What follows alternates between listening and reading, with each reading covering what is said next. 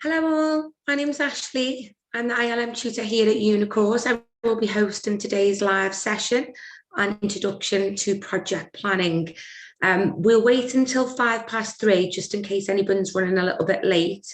You can use the chat box on the right hand side of your screen. This should show on your right hand side if you have any questions throughout. I'll be back with you in a couple of minutes.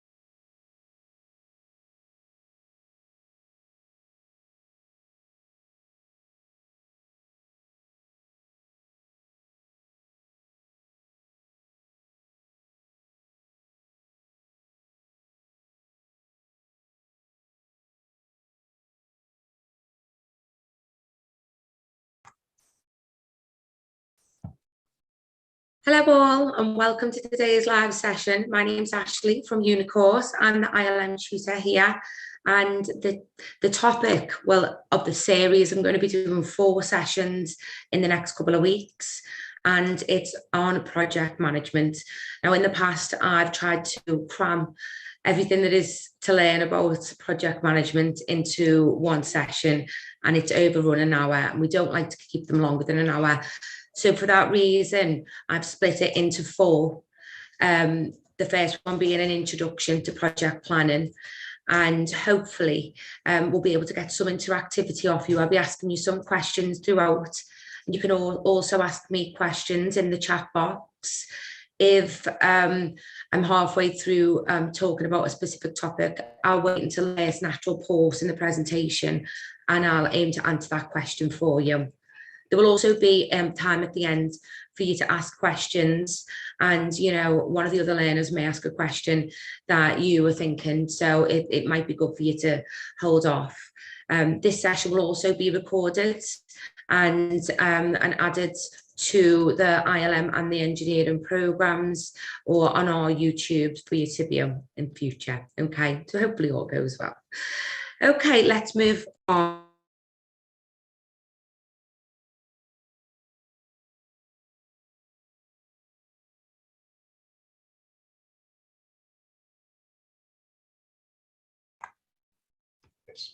Can everyone hear me okay? Yeah. Great start. Okay, so for all that missed what I've just said, this is the first in a series of 4 on project management. Now, the aim of this is to be able to deliver the different stages of projects, first and foremost, the project planning stage. So you know, you can search the net and have a look for different definitions of what a project is. And I've found that this statement defines it the best. So projects are temporary structures set up with a specific aim or goal of delivering an identifiable end product. So it has a start and it has an end. And often it will have a team of people that will only be formulated for that specific aim. Now, project management is about the planning, the organising, you know, the control and the directing of the resources, the people, for a definite and a period of time to complete them specific objectives. Now, before we start, let me just ask you a question. So the first question I have for you is, who has been involved in project planning? Just so we can have a look at what level that you've worked at, if you've been involved in project planning. So I'm just going to ask you to complete a poll. So have a little think about whether you've been involved in a project from start to finish, including the project planning. If you've been involved but have never actually planned the project, if you have assisted with the planning, or if you have never been involved in a project, or planning a project, that's perfectly fine. I just don't want to be contradicting people who's actually here today.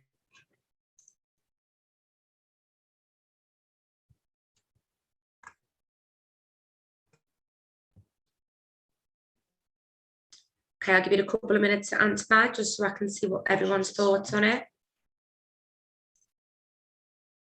Okay, so it's split up really. So, you know, some of you have been involved in planning, assisted with planning.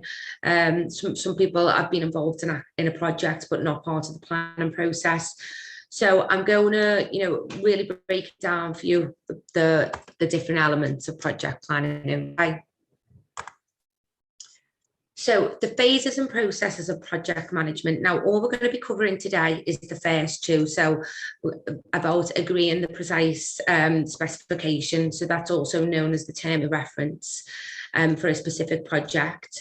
And then we're going to look at what's involved and what's included in a project plan. We're going to, and then, you know, moving forward, the different phases, it's about communicating that plan, not only the people involved in the project, but the key stakeholders, and we'll talk about that a little bit further in the following slides, about agreeing and delegating the project actions effectively to the right people, managing the project, so monitoring, reviewing, and keeping people motivated for that end result. It's about, you know, checking and adjusting project plans if needs be, and informing the right people at the right time. And then completing the project and reviewing it, maybe by doing a report or an evaluation, and giving praise and thank you to the people that were involved. And then the project follow-up might be, you'll see maybe a few mistakes with the project, or a few things that, you know, could have been you could have been avoided, and you may be able to plan the project better in the future. So it's always good to be able to review your own actions as well as the project itself. So a lot of people get mixed up and a little bit confused with the next three definitions. And, you know, different organisations have different definitions for the way that they plan projects. Now, usually the project proposal is one of the first things that will come through when a project is starting. So it is like the initial documents used. It can be used internally or externally, and that might be by a contractor, for example, proposing a project for, you know, a big enterprise, and it's used to define the objectives, the key requirements of a project for an external party or an internal party. But the internal party, it's mostly a method of saying why that project is going to earn money or going to be feasible, and what the benefits are going to be. So the project plan will usually follow on from the project proposal. So the project proposal will have brief information that will, you know, allow people to understand the needs for that project. But the project plan will include real detail. You know, some organisations call it an implementation because it's about, okay, the proposal's being approved. Now, how are we going to implement that? And, you know, some organisations have, you know, a huge file for the project plan that could include, you know, cost benefit analysis, to say, you know, why the costs outweigh, you know, and the benefits, you know, the way up of them both. Or like a Gantt chart to say, or a work breakdown structure, to allow the, you know, the project sponsor or the project manager to, or the organisation CEO, whoever they're putting it forward to for approval. It will allow them to be able to see exactly what's going to happen, and how each stage is going to be monitored really, while also addressing the you know, the most important element, which is the scope, the cost, and the actual schedule. Now, a business case can actually include a proposal. A business case is usually formulated from a strategic plan. So what a business case will include is different avenues and ways to actually complete a project. So in a past organisation, you know, one of the CEO has decided that he wants to improve the social media presence, for example, and said to 3 of the senior managers, I want you to provide me a business case on how we're going to do that. And each manager might have a completely different approach to how they're going to do that, and they'll put that together in a business case. It should include how you can link business needs to the corporate values and the organisational objectives. So it's working towards how you can fill that strategic gap, or meet a strategic aim. So yeah, it can actually include a proposal as part of that, and then following on from that is where the project plan will come. But as I say, different organisations have, you know, different wordings. You know, some organisations might call, might name their strategic goals, strategic aims. Some organisations might say the strategic long-term objectives, while others would say strategic short-term objectives. So there is different words in there, but in general, that's what you can look at and how you can focus on it. What I'd say is, if you're completing one of our qualifications and it usually asks for a proposal and then a plan. Now, if you wanted to include a business case with a proposal included in it, because your organisation follows business case standardisation rules, then you can do that, but you just need to make, you know, your tutor aware of that. So next, I'm going to talk about the main focus in your proposal or your business case, which your proposal is included in, and that is a terms of reference. So basically, this is an acronym called BESCARD, and it's a strategic management tool used to give terms of reference to new projects. So it's believed to have originated from a consultant company back in the 1980s, and includes areas for you to look at to be able to define what the project's about. Okay, so background, this information includes reasons for creating the project, and it mentions, you know, key stakeholders, and we'll talk a little bit more about stakeholders in the coming slides. The next area is objectives. So this describes the project goal and links each of them to SMART objectives. So the SMART objectives being specific, measurable, achievable, realistic, and time-bound objectives. Now, it is quite an important one, and we are going to follow on with a little task on that in a minute. Hopefully you'll all get involved in that with me. The scope. This provides a high level of description of the features and the functions that characterize the product, the service, or, you know, end result of what you want to achieve I mean, sometimes it can be, the project can be based on a problem that you're solving. So that will be included in the scope. The constraints identify specific, constraints or restrictions that limit limits the project. So especially those associated with, the project scope itself. The assumptions specifically look at all of the factors that might be considered to be true during the planning process. They could be validated. So you may assume that getting your materials will take 3 weeks because that's the way it's been in the last year. Now, obviously, you might assume now with all of the complexities of Brexit and COVID and everything, you might want to put the assumption in there that delivery time for your materials or tools or whatever you need for that project, they could be delayed. So it's important in your proposal to be able to, forward think about what risks or what constraints even could be, part of the project. And so thinking ahead, thinking of a plan B if, there is a problem with that. So the reporting looks at, and this can also link with risks as well, and it outlines the risks identified at the start, and it can include sometimes quick risk assessments of the significance of each risk and how to deal with them. So making sure that you're reporting on what possible risks might be there. And then your dependencies will look at, the key deliverables the project is required to produce to achieve the stated objectives, and all of the people that are involved and that can be affected. So this structure contains nothing for costs or budgets, but the costs and budgets can be linked to the constraints,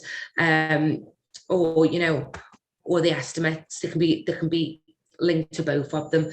For me, I've always found adding, a cost benefit analysis or, a quick sum up of estimated values for how much the cost of the cost of the project might be is always good to be included in the proposal.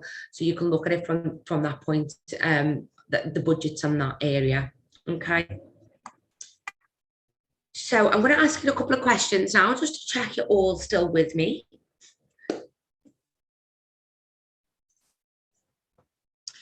So is there an organisational process for proposals or business case submission within your organisation?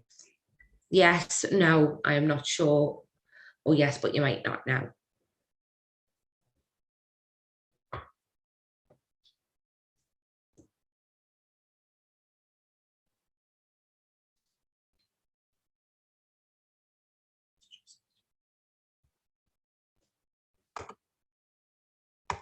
Okay, just going to give it one more second.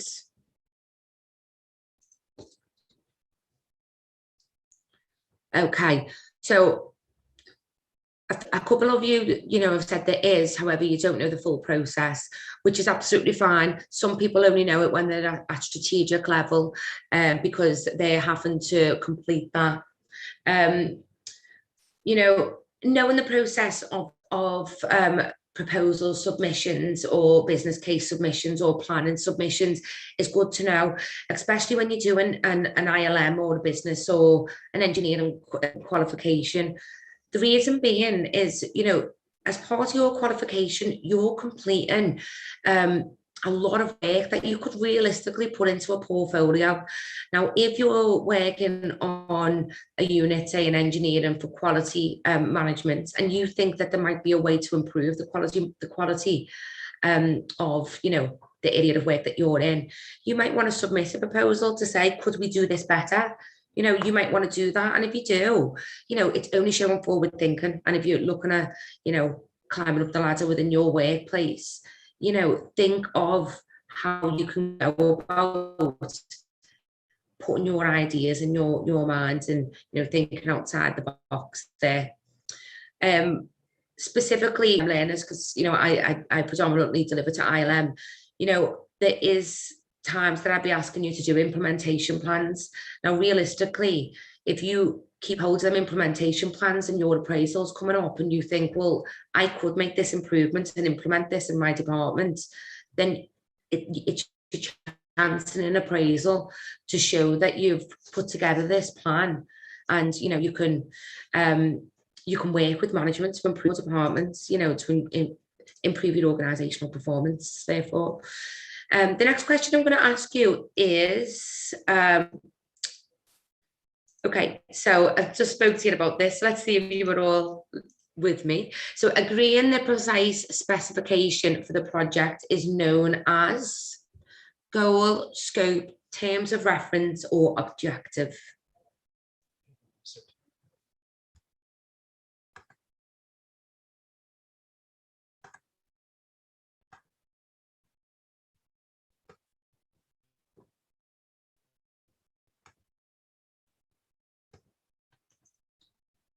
Okay, sorry, I'm just waiting on the results of that.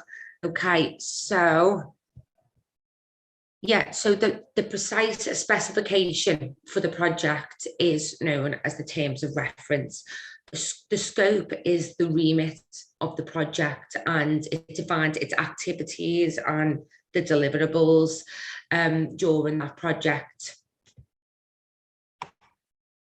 So the O does stand for objective. Brilliant. Everyone's with me on that. Okay, so we've got a couple of different answers for the final one. So what is a stakeholder? So the next topic, we're going to be looking at stakeholders, because stakeholder management is essential in project management. Now, we have a lot of you that say that a stakeholder is anyone who's got an, that are invested in a project. Now, the way I've explained it in the past is, it's not the investors, it's not the shareholders, it's not the CEOs, it is basically everyone who's got a stake in that company. So, and not just in the project. If your project aims to increase organizational performance, then it's everyone who's got a stake in the company. So even the people that develop the software for you in your workplace, if your company was to shut down tomorrow, who would lose out? Even the person who comes and fixes the printer or cleans the office or changes the water dispenser. Every one of them people have got a stake in your organization, so they are stakeholders. Now, you do have internal and external stakeholders, and the internal stakeholders are usually accounted for as your colleagues and the people who work within your organization, and the external stakeholders are accounted for, the people that will externally be affected by something that happens in your organization. So it's really important to look at how you're going to manage your stakeholders, especially when you're writing a proposal, business case, or a plan. You want to be able to get projects into shape, so you can use powerful stakeholders and their opinions to define the project at the early stage as well, and then gain their support earlier on.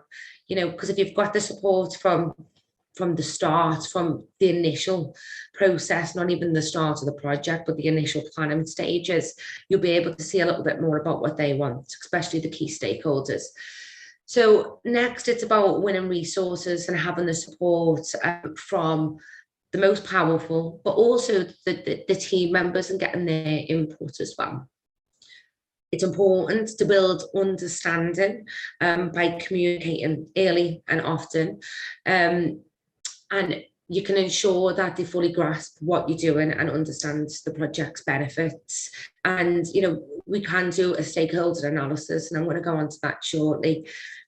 But getting ahead of the game and understanding your stakeholders, it means that you can anticipate, you can predict their reactions to your project as it develops. So essential part of project management is stakeholder management. So stakeholder analysis. Now, stakeholder analysis, you're looking at like 3 key areas. You're looking at identifying who they are, but then prioritizing who they are. So there's a great way for you to understanding them, like we said before, building that understanding of your stakeholders. But prioritizing your stakeholders is key. Now, there is actually a model that you can use to help you categorize your stakeholders. Now, think about this. If I was managing a project and helping, like managing a project for the marketing team, for example, the CEO might not need to know every 5 minutes about what we're doing. They might not need an update. They might not need to be sent fortnightly sets of minutes for that meeting. They just might need to have an update as the project is progressing. Now, this is the power interest matrix, and it was developed by C. Eden and F. Ackerman in their book Making Strategy. But I think it's a really useful technique for you to think about, right? Okay, what are the communication channels for these stakeholders? Who do I need to keep informed and keep satisfied? So you're thinking about the high power and highly interested people that you've really got to manage closely. The high power and less interested people might be like the CEO, for example, of the company. You want to keep them satisfied, but you might not need to be, sending them emails or CCing them into every email. Then the lower power and the high interested, you'll want to keep them informed of what's going on. And then the low power but less interested, you'll just need to monitor, but just maybe keep them updated. So remember the whole way through this, and especially when you're writing a proposal, a plan, even thinking about how you're going to put a plan together, you're not just thinking about the project team, you're thinking about the people that it's going to affect as well. Is everyone with me on that?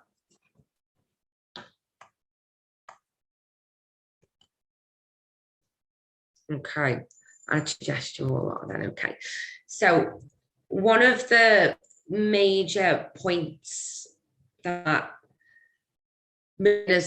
our learners will get a referral on a plan, a proposal, a plan, a business case, is due to the fact that the goals and the deliverables and the objectives are not formulated to reflect exactly what's going on. You should be able to pick up a project proposal and know exactly what you're going to do and how you're going to do it. You should be able to pick up a project plan and know exactly, specifically how long it's going to take that person, how much it's going to cost, what resources they're going to need.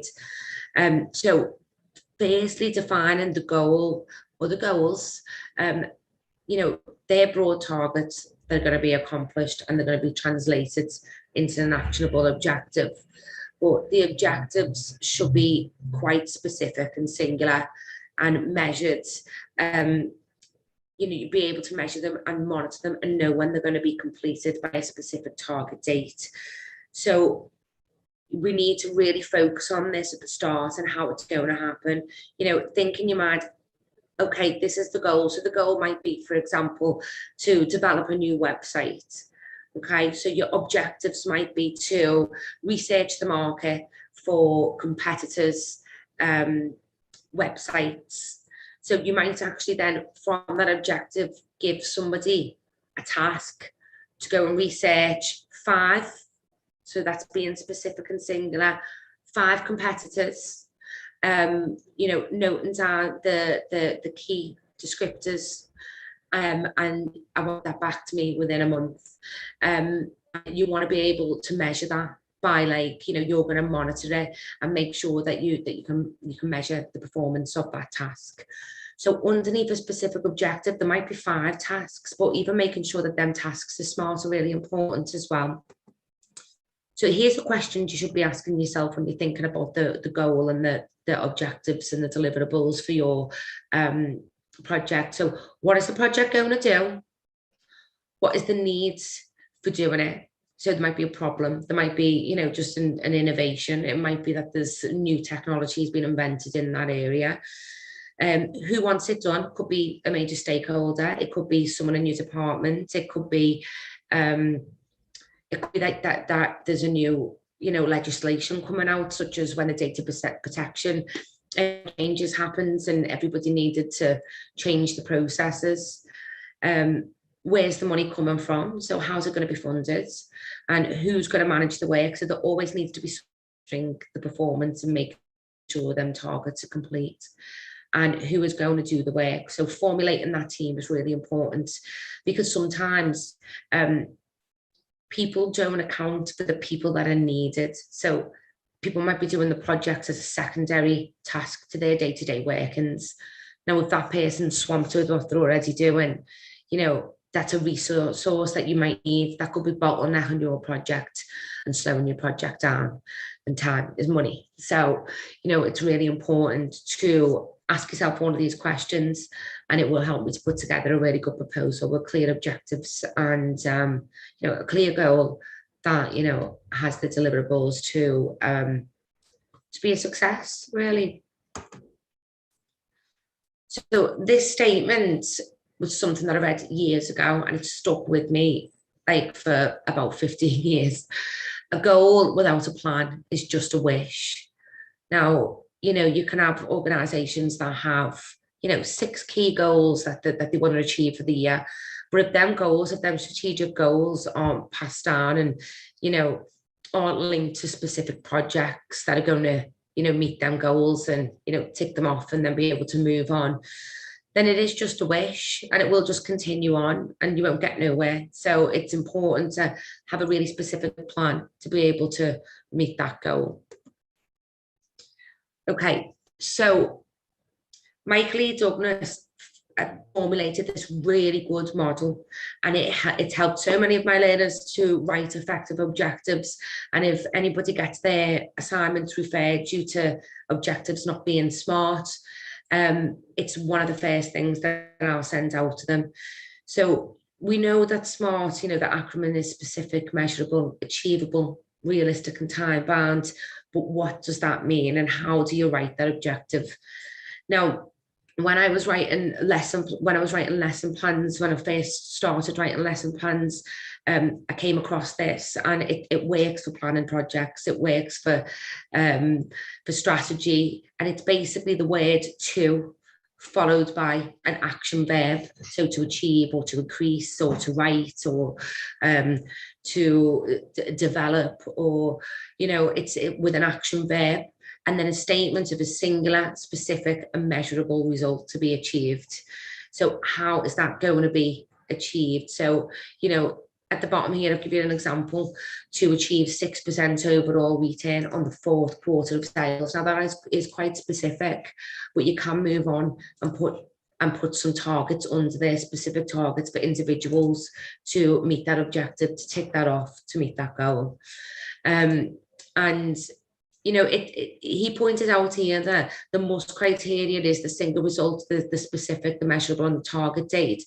But the want is difficult but achievable. So you should really be getting challenged in some sort of way, or challenging the person that you're setting the objective for.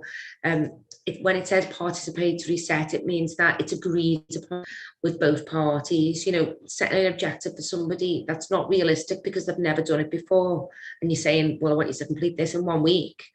Well, what if they can't? You know, making sure that they're involved in that you know, that set time, I think is really important. And the acceptance and commitment comes from communicating that target or the objective in a clear way. So again, to point out that, you know, this is a SMART objective to increase customer feedback by 10% by the end of the year. But, you know, you'll then maybe look at, well, how am I going to do that? So you'll have specific targets for specific individuals to be able to move forwards with that. So that might be to, you know, find new channels to communicate the customer feedback questionnaire. So that might be done over the phone, or it might be done via email, or you might, you know, ask the customers to complete they might be included in a competition if they complete a feedback form. So there's a couple of different ways that you can actually, you know, achieve an objective. It's just finding out the best way and getting that acceptance and the commitment and the you know, the participatory view. You might get better ideas on how to meet that objective. So it's important to get everyone involved. Okay, so I hope that you are all still with me. yeah, next. Sorry. So the acronym SHARP is a really good way to think about how you've set an objective once you've set it. Okay. So firstly, it looks at keeping it simple. So if you can't explain your goals simply or remember it easily, then it's likely that that you're going to achieve it. So you want every single person in the project to know what the goal is. So, even if you have to write it on a t-shirt, put it on your back and make sure that everyone is aware of, where they want to go and how they're going to get there. So thinking about what's your plan? So what steps are you going to take to make the project or goal a success and a reality, really? So then action, I think is the most important one, but what actions are you going to take to progress towards the goal? So again, going back to the objectives and the tasks that they're going to deliver to meet them objectives. So the review part is, are you going to make regular assessments or are you going to monitor, the objectives regularly? How and why will you be able to evaluate how the project's progressing? So you might have, regular meetings, you might have one-to-ones with the staff, you might have key performance indicators, so KPIs to monitor each individual performance. There's different monitoring techniques, and we'll be talking about that in the session after the next one, session number 3. And then progress. So action should always be about getting closer to your goal. So the purpose of action is to make progress. So don't just review, plan, review it to progress and move forward with it. Okay. So small challenge here for you guys, and it's going to come up on the poll in a second. So thinking about what we've just thought about, Michael Douglas's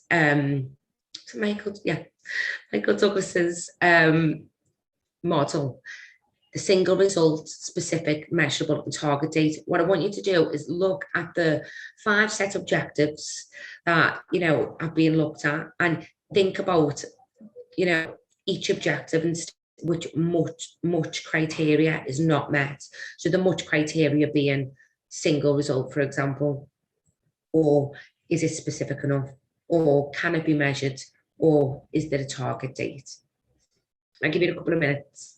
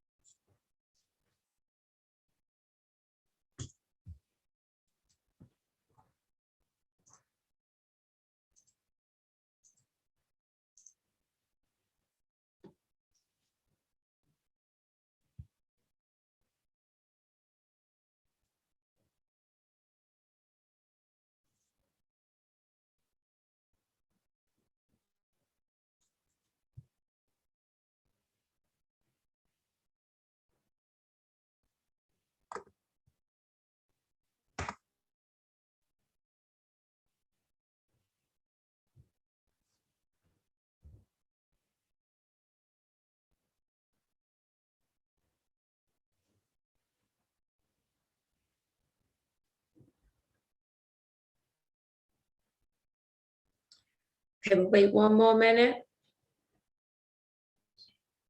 I think we're just waiting on one more.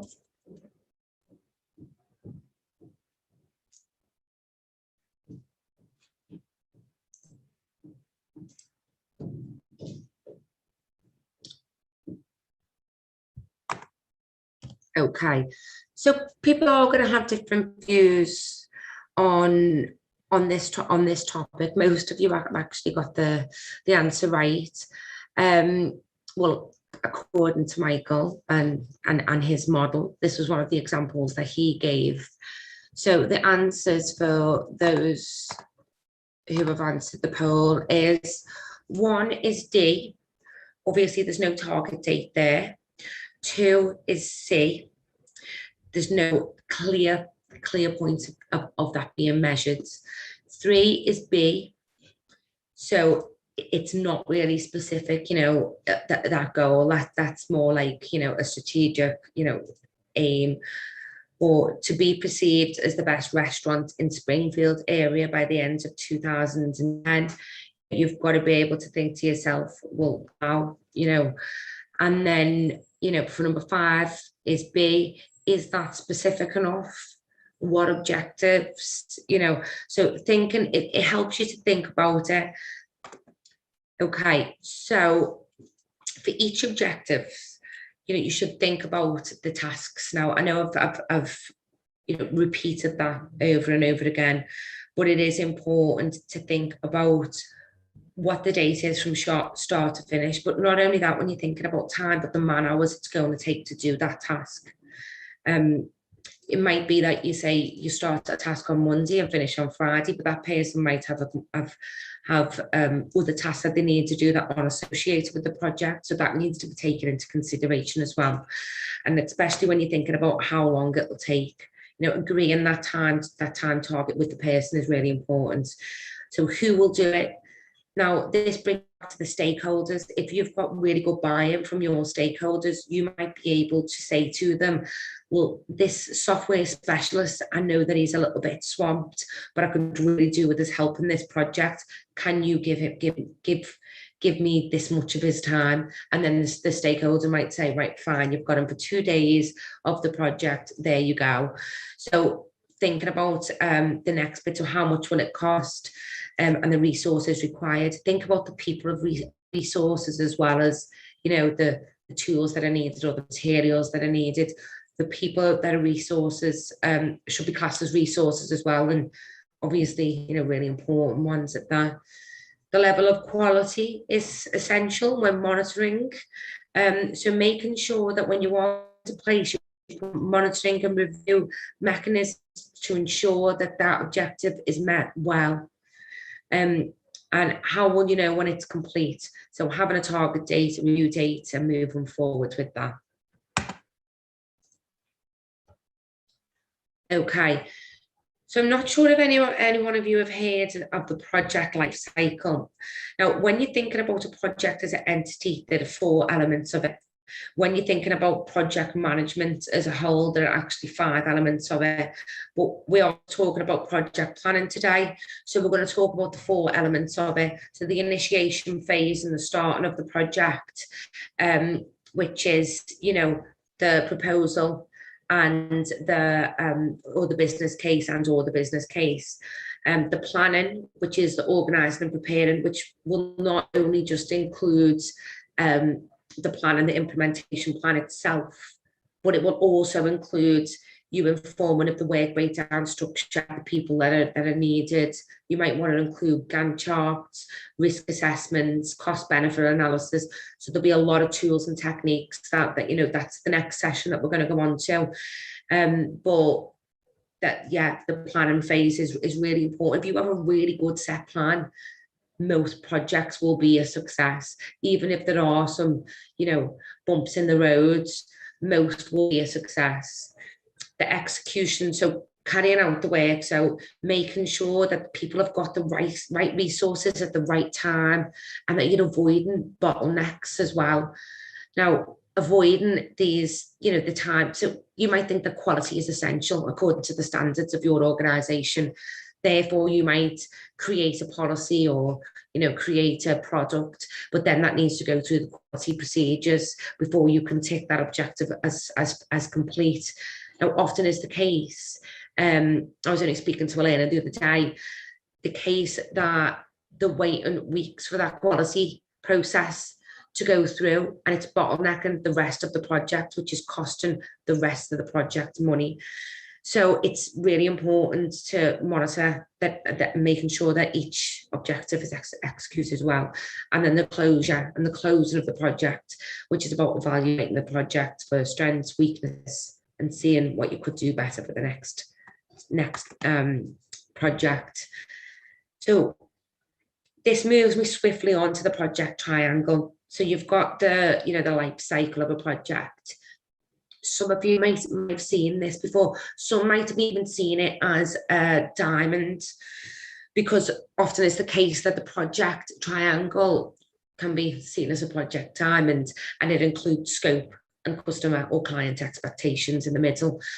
But for this, I think that it's good to just talk about the project triangle. So it looks at the constraints. So it shows how intrinsically linked that the three primary constraints are, and how the amendment to any one has an impact on the other. Okay, so if a change is to be made to one of them, then the impact on the other must be considered.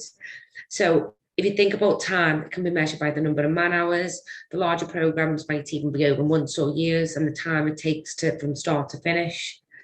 The cost included in the budget should be, not just about the materials, but the labour costs and the cost it takes for the people to actually do the job. Even writing the plan itself should be included in the cost, because that could take a couple of weeks.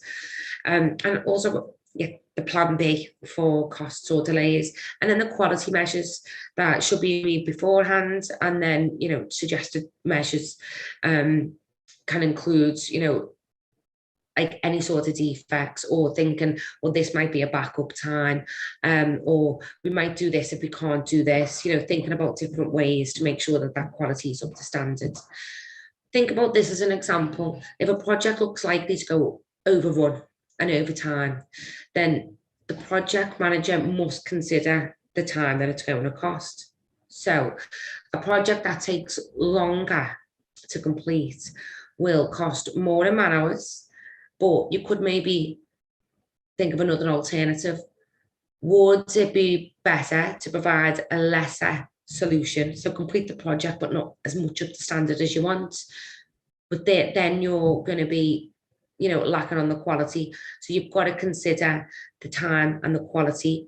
So when balancing these constraints, you've got to be deciding which ones you must sort of sacrifice. So the project manager will have to consider, often the project scope.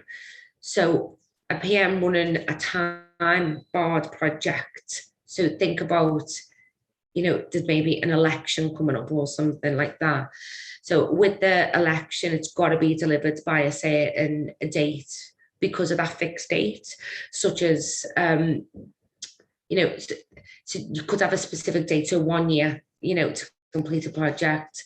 So you'll know that either the quality or the cost are the only two factors that can be varied, because the time can't change. So it's important to think about the three of them as a whole. And, when you're doing a project evaluation, you might say, well, I had to do this and I had to do that because it had to be met by this time. So you're always saying that the project scope and, the main focus of the project to be completed by a certain time has been followed and approved. Okay, so we're almost to the end now. I just wanted to inform you of the different types of plans. Okay, so yes, you have a project plan, like a general project plan. You also have an implementation plan that can be actually part of that. But you can have a requirements plan as well, which just informs of the requirements. That might be a person's attributes, for example, like that could even be outsourcing a software supplier, or a specialist engineer for maritime engineering or something, for example. But you've also got to think about the metrics and the tools to be used for measuring them requirements as well. So you could include the requirements as an addition. Then you've also got to think about the change management plan. So thinking about the people and how the manager is going to manage the people, preparing the people for change, managing the change, but then reinforcing that change maybe with like a policy, something like that. And we'll talk about change management a little bit more in session 3. The process improvement plan, it allows the managers to plan how they're going to improve processes. So, you might be looking at thinking about like a Six Sigma sort of process here. So for anyone who doesn't know what Six Sigma is, it's just about streamlining processes. So it helps to find a weak link in the process chain or any sort of bottlenecks and find ways to rectify inefficiency. So an example could be following the example I said before with the quality management side of it. If that's being bottlenecked in one way, well, is there somebody else you can send it over to to maybe standardise or check the quality before moving forward? Could it be done maybe on a computer, or is there any technological advancements that could help with that? Okay, I'm going to ask you a couple of questions because we're nearly there to the end. So, yes, please. I hope you're all still with me. Okay, so what are the 4 phases of the project life cycle?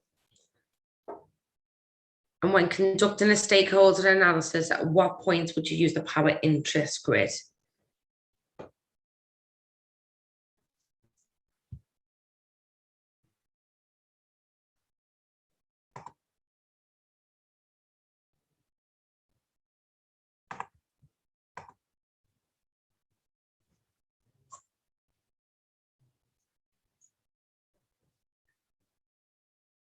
Just a couple more minutes.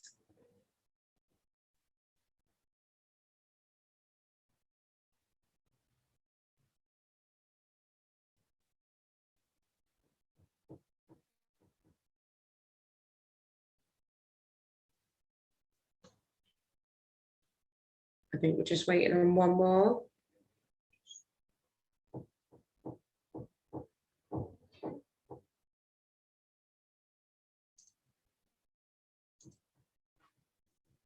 Okay, great.